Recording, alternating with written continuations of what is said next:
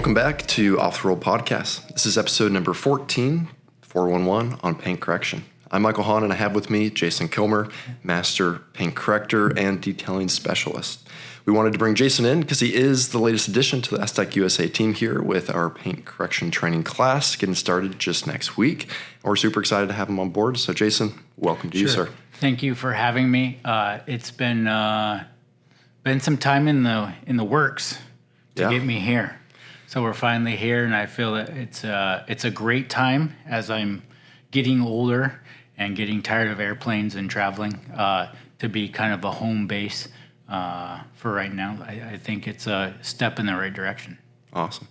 We're very excited, and as you were alluding to there, I know that you've known John and Benjamin, the owners of STEK and Metropolitan, for probably over a decade at this point. Yeah, I think so. I mean, I remember going up one time up to their Linwood operation.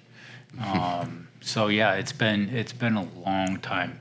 We knew about each other for I think longer than that.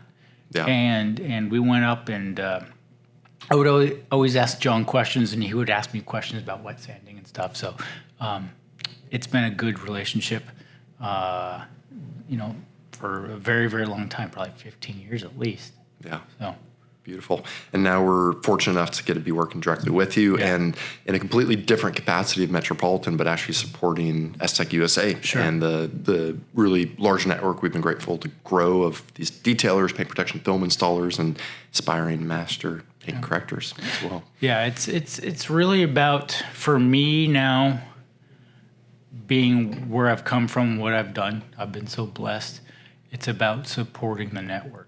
Supporting the people that have supported you along the way, and that really brings up some really cool opportunities in the future. So I couldn't be more excited and to work with all you guys. Usually I'm the one that's doing everything, getting on the airplane, doing the cars, coming home, all that. So it's nice to have some other people help. Yeah. Well, we're glad to have the chance to help you, and you're a man well deserving of those opportunities. And for our listeners tuning in, we're going to be covering all sorts of topics today, and really about Jason, his history and background and how he got here, but also just about paint correction. I think there's some good questions out there, and whether you're a DIYer or a professional in the industry yourself, there's going to be some good information, so definitely stay tuned throughout.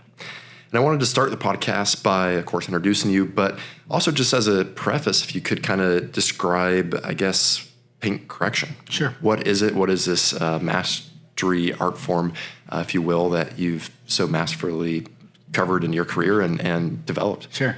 So paint correction is, we have swirls, we have scratches, we have blemishes, we have defects. So basically paint correction is different than detailing. Detailing is basically cleaning, getting it's like clean your shower or clean your toilet or something at home. Cleaning it, just making it clean.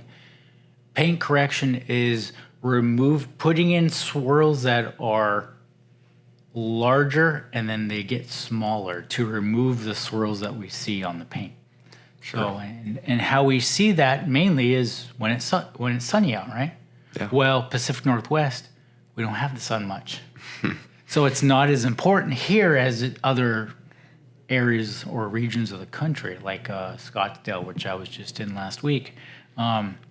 So I would say that that's basically all it is. We're removing scratches, swirls, and blemishes to try to get it to the absolute peak of what it's able to look like. As smooth as possible. As smooth as possible, as shiny as possible, as glossy, clarity.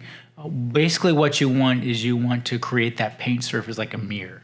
So it's just basically a painted mirror. Yeah. And there's so many different things we can do to that in paint correction with tools and machines and blocks and sandpapers and all that type of more advanced stuff to get it even better. And I've devoted my career more than half my life into the art of understanding it and trying to get to the absolute best that I could myself. Yeah. I was always my worst critic. So that's where we're at today. Awesome. And for those listeners tuning in, I think it's good to understand too that paint isn't just the color that you see. There's this clear coat on the top, and that's typically what you're perfecting when you're paint correcting, right? Yes. If we go past the clear coat, we got other problems to work with. If it was a single stage car where the shiny part and the color is one, that's called single stage. All the new cars now, back to the mid 80s, are base coat, clear coat. So we have a dull color, and then we have a shiny clear coat on top of it, which gives you the shine and the UV protection and all that other good stuff. So cool. Well, very good to know. And can you speak towards, the half of your life that you've spent? So where did you start? Just jumping in. Yeah. Did you have exposure to the industry as a kid or young boy? And kind of how did that progress from there? Yeah. So my story is vastly different, and it has nothing to do with cars. I was born 10 weeks premature. I spent the first year of my life in Children's Hospital in Seattle. I'm not even supposed to be here. So to be here and do what I've done and what I've been able to and blessed to do, that's my story. Yeah. And that's why I love teaching, because I really want people to be, whatever area that you're in, just be the best you can be. Compete with yourself. But segue back to cars. I've always had a fascination with cars, anything moving fast. My dad was a car guy. My grandpa worked for Todd Shipyards. He was a welder. So that mechanical standpoint of just doing things and being a tinkerer was in my blood. I was adopted, but it's still, you're around it, right? You are a product of what you're around. Yeah. And I became a product of that. So I would watch drag race. I wasn't much of a NASCAR. Going around and around just didn't excite me. I wanted to go full bore, hammer down the track, so drag racing. And then hot rods were really my cup of tea. In fact, I was not a very good student. I knew that. My teachers knew that, and I was okay with that. So what I would do is open up my textbooks. I would have a hot rod magazine in my text. Nice. Studying hard. So I'm studying. My third grade teacher goes, "What are you doing?" I said, "Well, I'm studying. I don't understand this, what you're trying to teach, but I understand these." It was motors and things like that. Yeah. So that was a passion, literally ever since I was 4 years old. I would go to the grocery store when we had magazines, right, before it went digital, and my folks would go shopping, and I'd be sitting there reading magazines from cover to cover, every car magazine. Everyone I could read and look at. I would get subscriptions. When you get subscriptions in the mail every month or every 3 weeks, you get a new hot rod magazine or a street rod or something like that. But yeah, anything mechanical, from mountain bikes to BMX to cars, I ate it up. Awesome.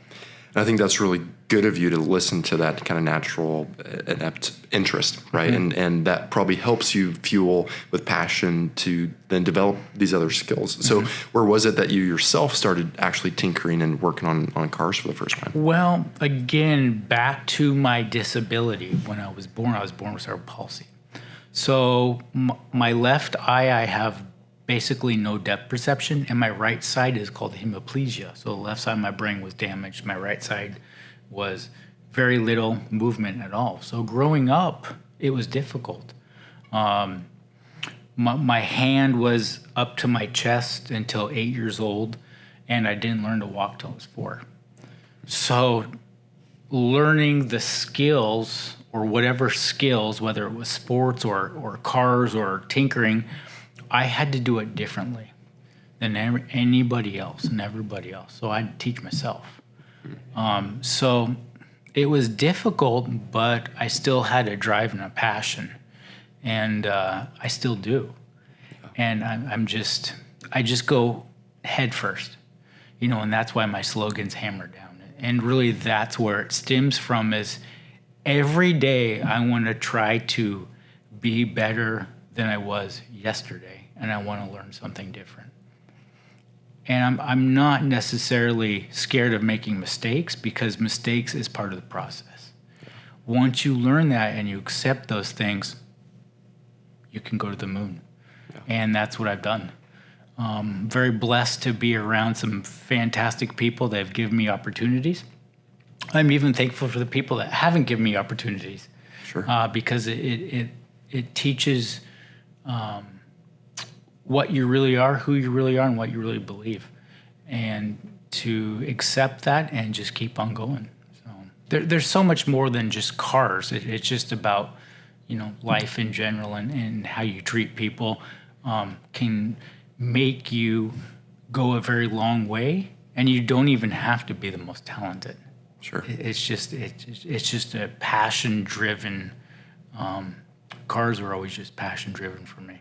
Yeah, absolutely. And it sounds like you've put in more than your fair share of hard work to get where you're at. And for those that have followed you along, they'd see that you have over, a dozen awards from all around the world and numerous car shows for the work that you've completed and just how far that you've come. So that also really resonates with me, just kind of that the hammer down, or really just go in head first, challenge yourself to be better than you were the day before. Yeah.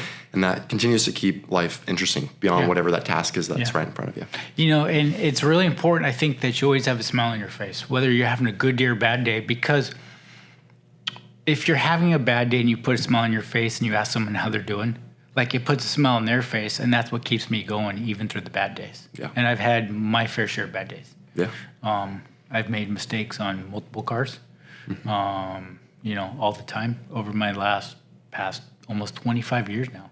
Yeah. I've been blessed to work with some of the best craftsmen in the car industry, period. And I've won more awards, and vastly different awards. I've pretty much excelled in everything. And that's not saying that I have the most talent, because I don't. I only have a certain amount of use. But what that goes to show someone is, if you want it bad enough, you can do it.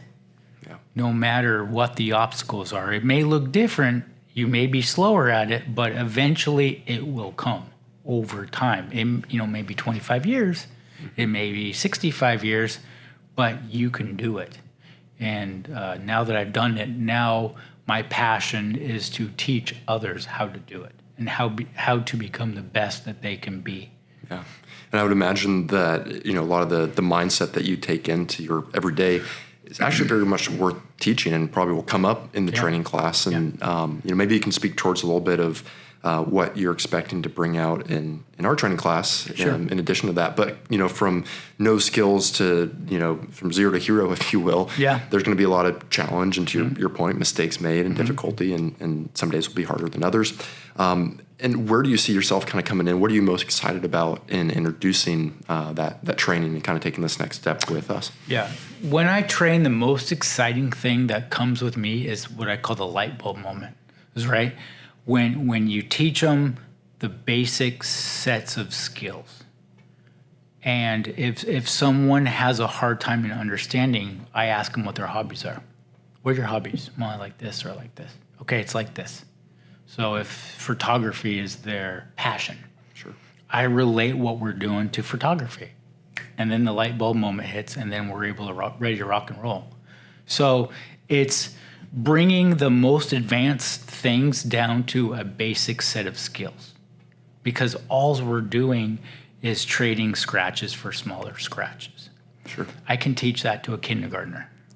So if I make it simple, simplistic, and fun, where we're learning, the skies are the limits. Like, it's really cool.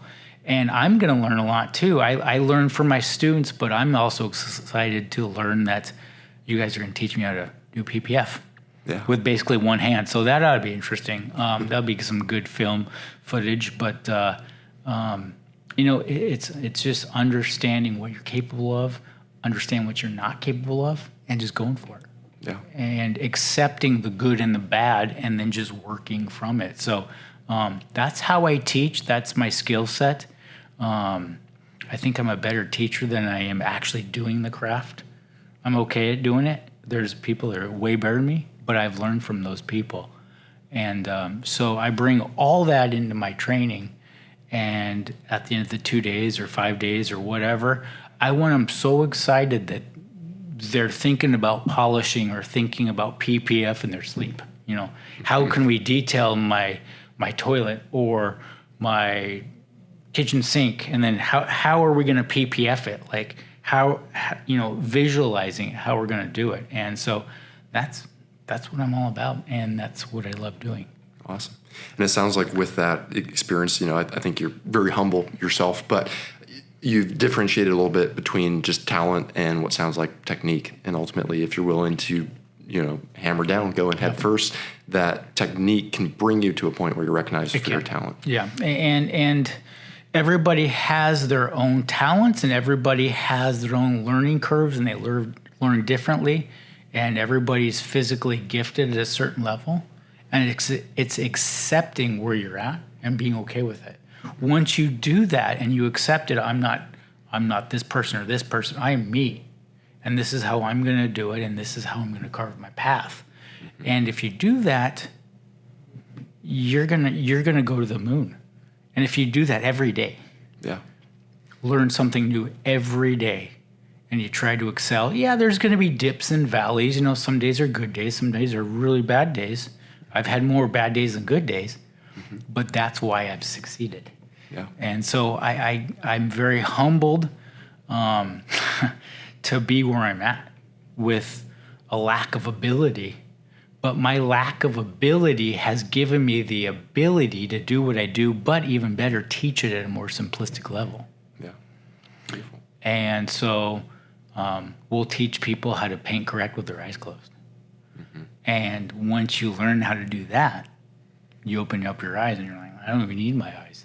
And that's the point of mastery that I want to teach everybody, or give them the ability to do that.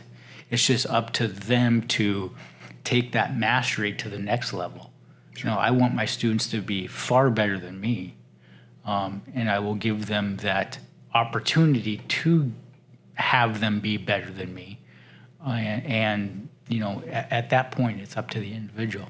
Yeah.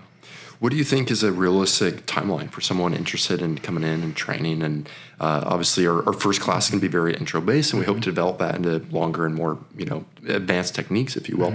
But from, again, no experience coming in, what's kind of the expectation maybe coming out of the class? What's one of your goals for those students? It's really a point of understanding, not necessarily doing it at a high level. If they understand it from that point, see, we have 2 days. I can't teach everything in 2 days. What I can teach you is the foundations, and understand the foundations. Once you have the foundations of whatever craft it is, you go home or back to where you're at and you practice the craft. Yeah. You practice it. You give yourself homework and assignments, and you give yourself a deadline. And you say, I am going to do this in X amount of time or X amount of whatever, and you stick with it. And the harder you work, the better you're going to be. Yeah. Michael Jordan was a huge inspiration growing up, and that's basically what I've crafted my craft after, or patterned it after, is Michael Jordan. And one of the quotes he said, or he was in a camp, and he goes, okay, you got 2 choices. You're going to shoot it. You're either going to make it or miss it. Who cares if I miss it? Just keep on shooting. You'll eventually make more than you miss. Mm-hmm. So with that mentality, if you're able to make more shots, or buff more, or put more PPF on, or go around the track more laps, you're eventually going to get better. Yeah, exactly. I think there's not really any replacements for actually that seat time, if you will, if you're doing the track, or just your hands on the polisher, whatever it may be. And I think there's some room to have grace with yourself in those learning curves, of course. And where would you say was kind of one of your first big jobs where you're like, aha, maybe I got a knack for this? And where do you kind of go to take that leap from practicing to selling your service? I was 23 years old. We did a project with local down south in the Buckley area with our good friend Rich Thayer and Dave Tucci, who's back in New York. Dave, at that time, was one of the best builders in the country, and he was like, hey, we're going to go to SEMA, I was 23. Couldn't you clean this car up? They didn't want me to wet sand it, right? Because I hadn't proved myself yet. Sure. Who's this kid coming with one eye and one arm taking sandpaper in my car? We're not going to go that route, but I need it tuned up for SEMA. So that was a big first car that led to the next car, which led to the next, which led to the next. But my first major award was for Rambo.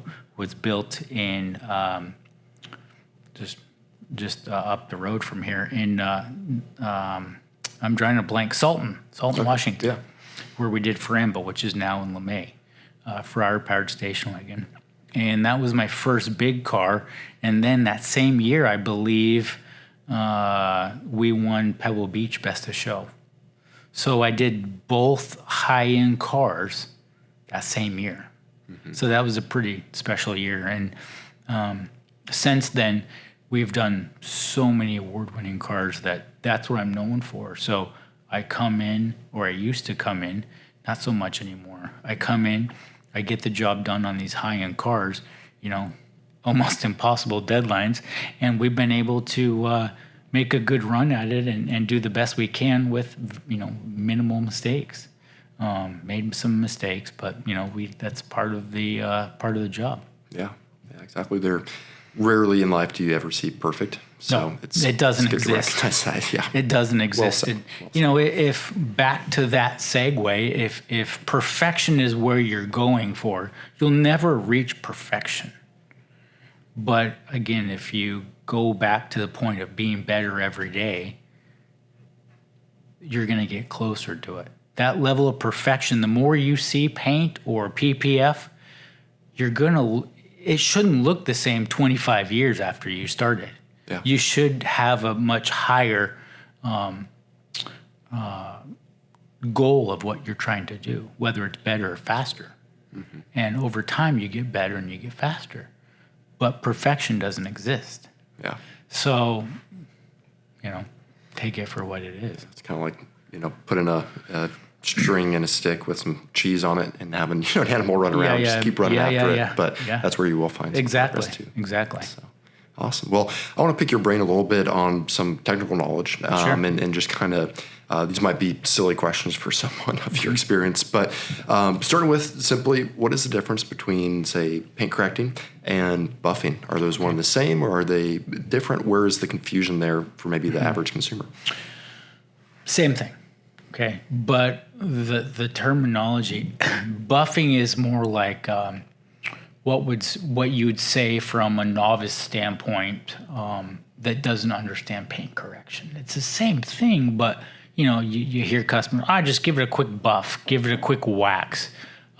They think that buffing is waxing and waxing is buffing, and it's not even close. It's like black and white. Sure. Waxing or PPF or a ceramic coating is protection. Mm-hmm. There's no value of paint correction there. Yeah. It doesn't remove the blemishes.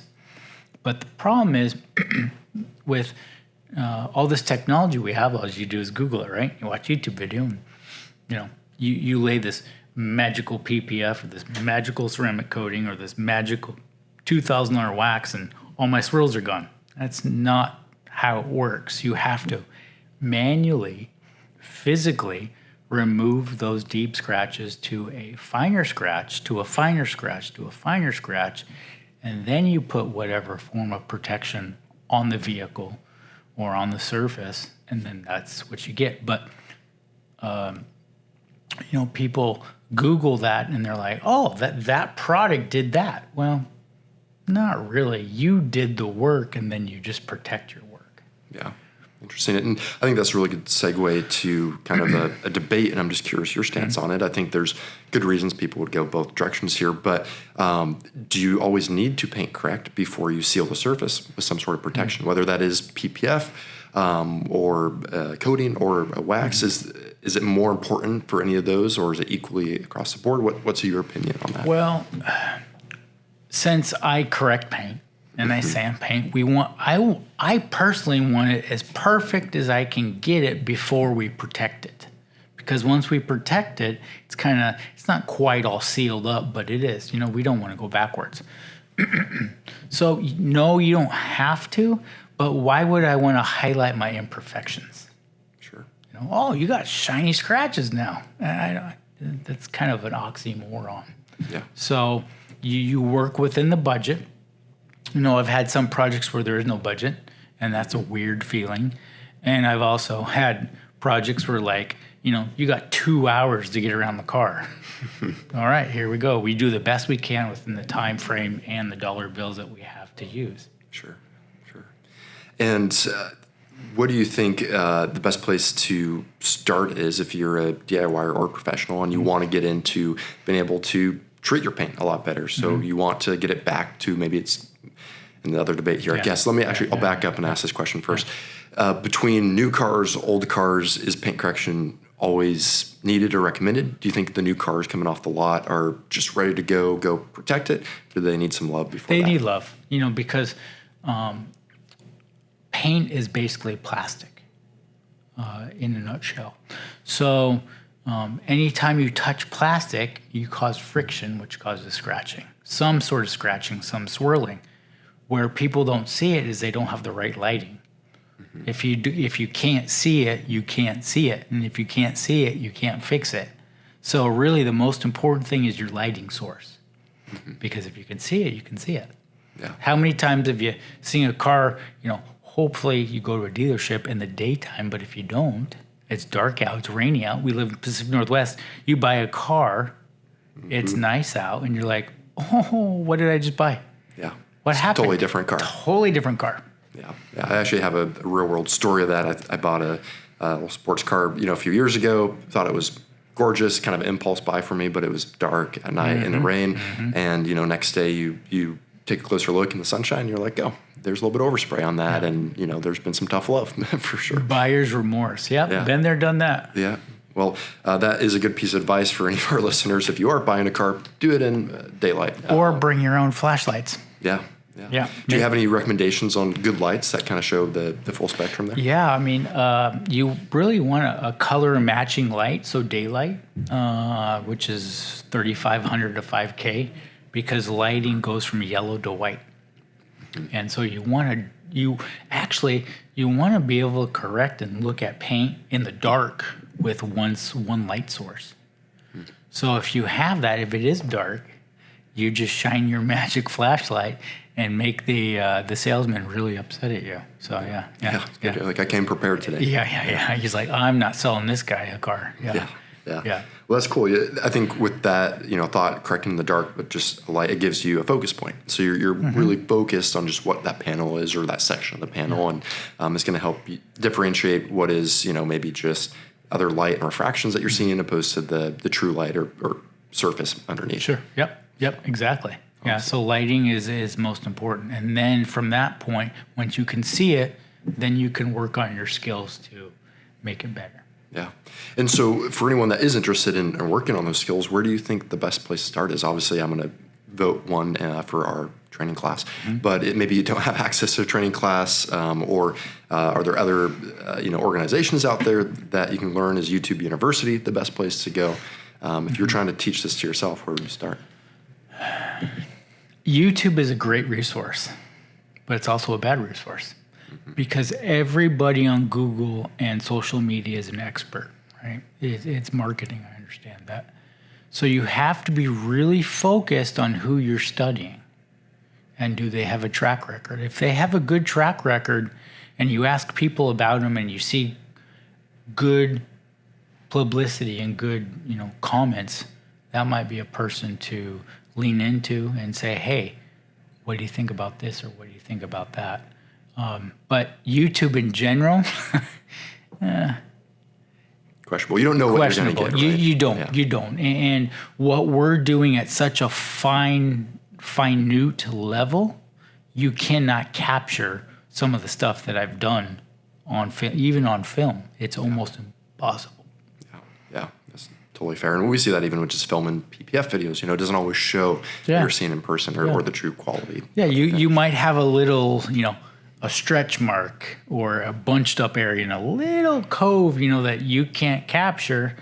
As an expert, you know where to, If there's some things that we just can't do. Yeah. And with film, you're trying to stretch something over these awkward shapes, and we know that these manufacturers are not making it any easier to film a vehicle. No, definitely not. So there are some areas that are going to be real difficult.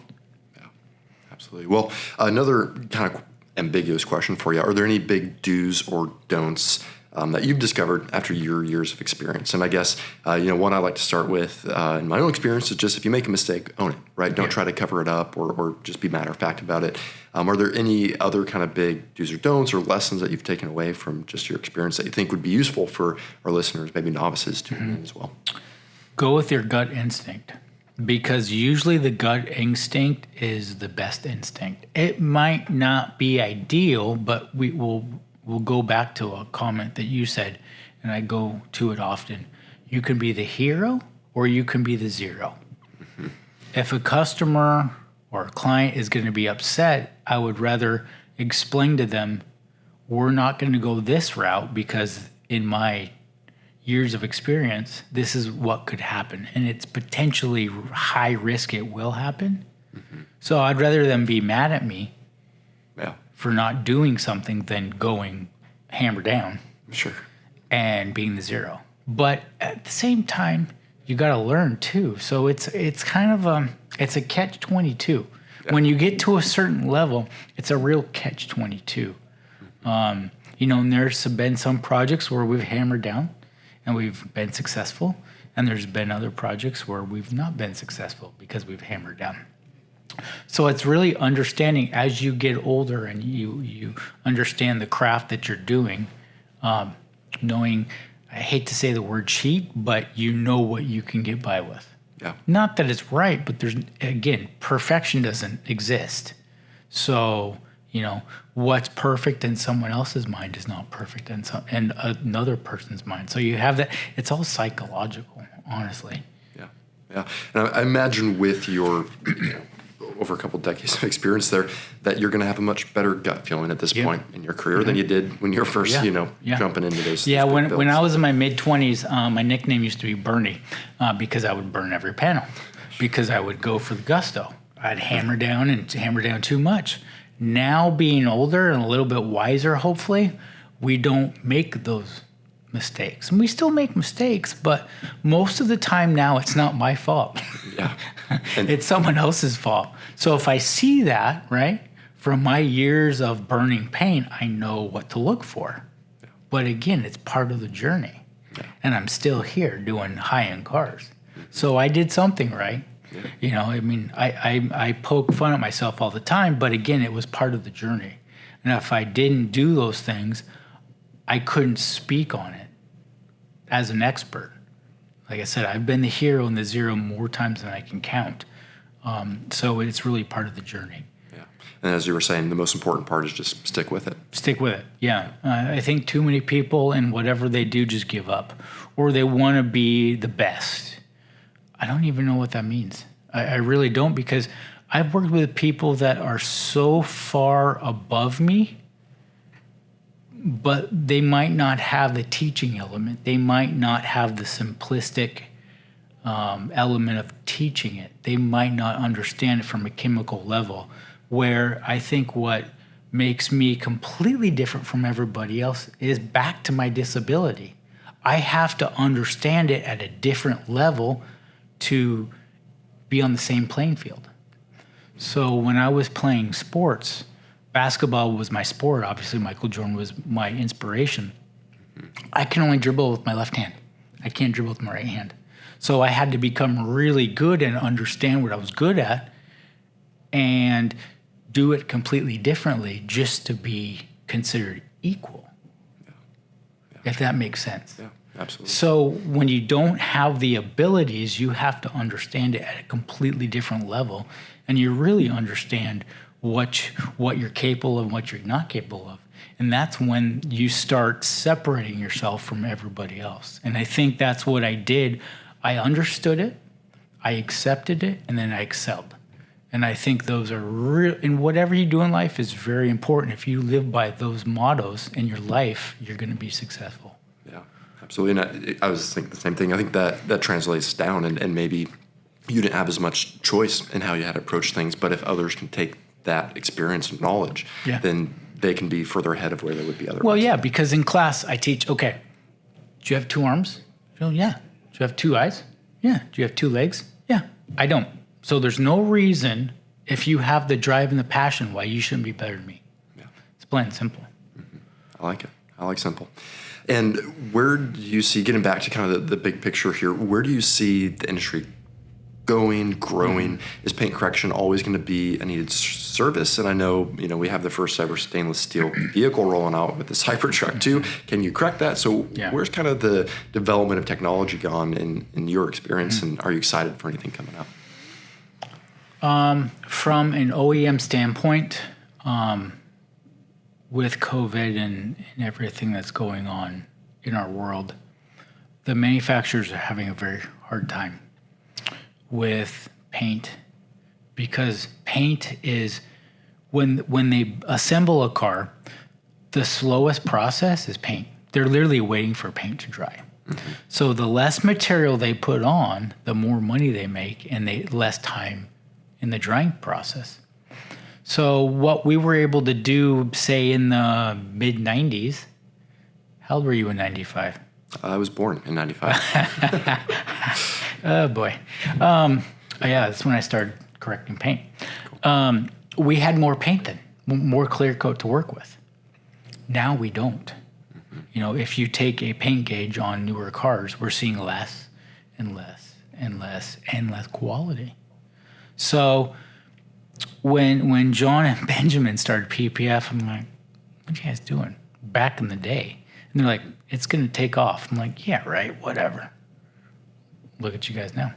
Yeah. So, they saw something and they went for it.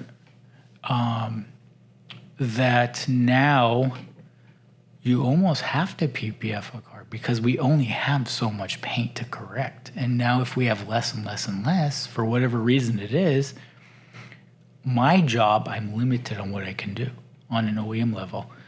Now, segue to the custom car world where we put more paint on to do that, to be able to sand it and correct it, to an absolute fine level.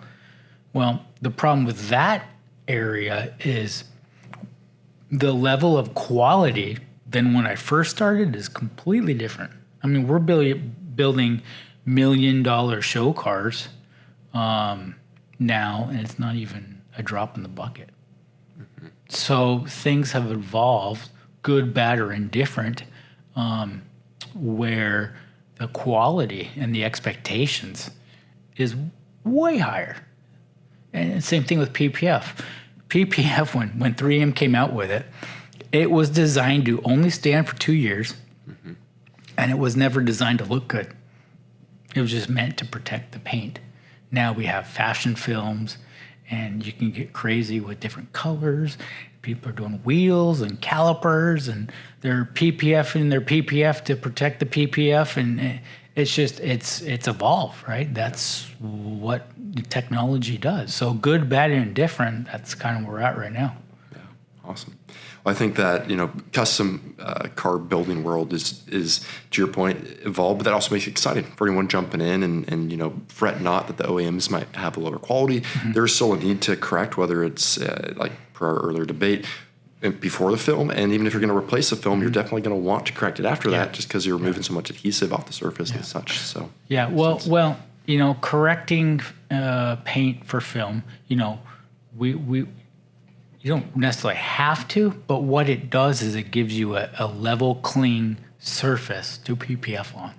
Yeah. So I think it's really important that you at least touch the paint, feel the paint, and then from that point on, you decipher and the customer deciphers what you like to do. Some people are, very OCD. I don't want any scratches when I put PPF on. And, some people are like, well, I'm okay with a couple scratches. So, I mean, it's really up to the clients and the people doing the work. Yeah, absolutely. And the severity of the scratch, depending on that depth or the imperfection, whatever it may be, might actually be amplified as it films on. Yeah. Other times it becomes maybe a little bit less noticeable. Yeah. But if it is something severe, you probably should fix that before you film it, because then you'll never not see it. And that's even if it's a deep scratch, down a bumper area or whatever, a high traffic area, where you might have to, touch it up with some paint. Yeah, yeah, exactly. Well, very cool. We're going to wrap up the conversation here pretty soon, but I was curious, what are you most excited about in 2024? Impacting more people. The older that you get, the more you've done, you just kind of, you slow down a little bit. I'm not going as fast as I was in my 20s because I don't have it in me anymore to do that. But, it's, like I said earlier, you have a chance to impact people every day. And that's really what I'm trying to do and I want to do is make a conscious effort to impact someone positively every day. That's great. And so, what better way than train? Yeah. And then be around, some younger guys that I can share my wisdom on, too. Don't do this, do this, don't do this, do this. Just listen to me. I hammered down here too much and you don't want to do that. So it's impacting people all around you. And if you do that, you will be amazed on the positive impact and the atmosphere around you becomes less toxic. Yeah. Beautiful. Well, I think our trainees have a lot to look forward to in working hands-on with you. I hope that some of our staff can even jump into the class and pick up some skills, and if not, life lessons, mentalities to also take with it. So we covered a lot. I appreciate you coming in again and making the time for this. Absolutely. If anyone has any questions, we'll make sure to list Jason's contact in the description, and he will be available on Team STEK USA moving forward. Awesome. So, thanks so much. Thank you, Michael. I appreciate it. You got it. Yep. Catch you soon.